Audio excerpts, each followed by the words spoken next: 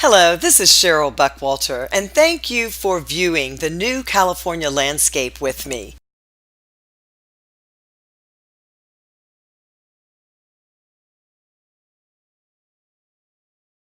The theme for this landscape is right as rain, and what could be more eco-friendly than the on-site capture and use of water from irrigation and storm events?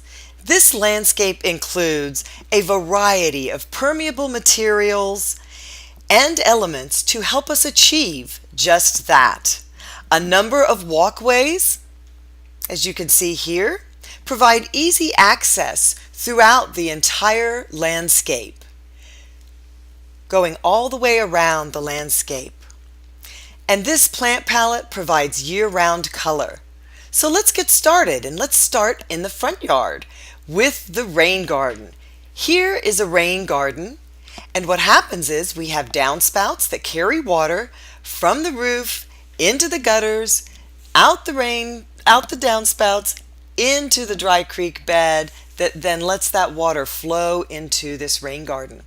The soil that is taken from the rain garden, this depression that's in the ground, has been used in this area to create a mound.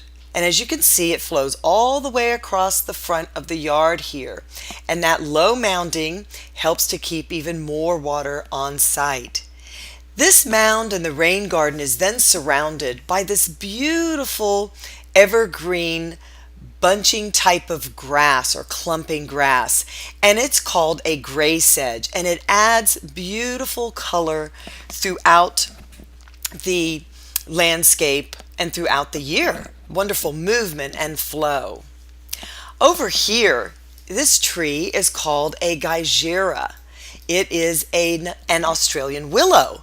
And everybody loves the graceful weeping of weeping willows, but they require a lot of water. And the Australian willow is a moderate water use tree, as these other plants throughout the front yard, they are moderate water use plants. What's important about that? It's a term called hydrozoning. And so what we do is we select plants and group them according to their water use requirements as well as their sun or solar requirements. And so we've grouped all these plants together so they can be irrigated efficiently. There's a plant right over here. This is called a catmint, and I love this plant because it loves the heat that this front yard and the corner exposure offers, and it just blooms its little heart out all summer long with these beautiful blue flowers and gray-green leaves that are kind of have a nice little soft texture to them. So as we move up and we walk toward our front porch, both the porch as well as this walkway have been created with permeable type materials so that the water can soak in and around these pavers and soak into the ground. We've also got pavers for this walkway that are the same as this walkway because it's important to use similar colors, similar materials, and not too much of a variety in what's called our hardscape. Plants are called softscape, and materials that go on the ground like this are called hardscape. And so this pathway takes us jumping over the dry creek bed by stepping on this nice big flat stone, and then we can walk over here to this side access. But let's come back.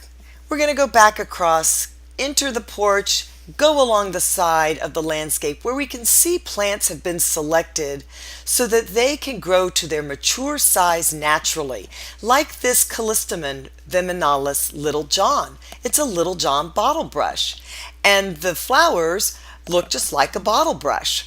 And they're wonderful because they only get about 3 feet tall and wide, and they just are a nice compact and neat form that require little if any pruning. And that's a very important principle, is to select and place plants that are appropriate for our region and our area, such as the plants in this plant palette.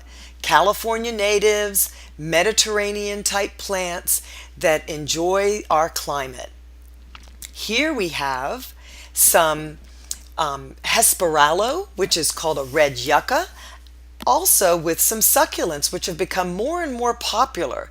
And you can see they're dappled throughout the landscape here to bring in some continuity and repetition into the landscape. I love this plant right here. It's called a Coprosma, a mirror plant. It's low growing. The little leaves are very, very shiny, and they mirror-like basically. And then here we can have some nice shade from the afternoon sun with this overhead structure and a nice sitting area to gather. Here's a little walkway that now leads us out to a functional size lawn.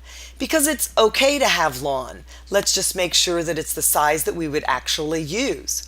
And what's even better about this, as you can see, it's called mow-free lawn.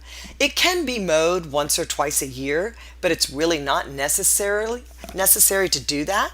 But it is a clumping and flowing type of lawn that is just beautiful.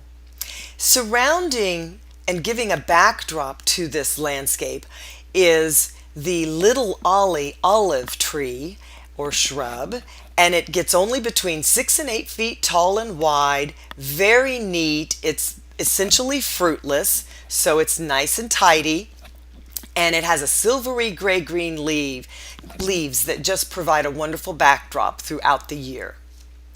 And as we come around here, we have a service walkway, meaning we're just going to use this for our recycling, accessing the back and so forth. And we're brought all the way back around to this wonderful and lush front yard and rain garden. So that is the new California landscape, right as rain.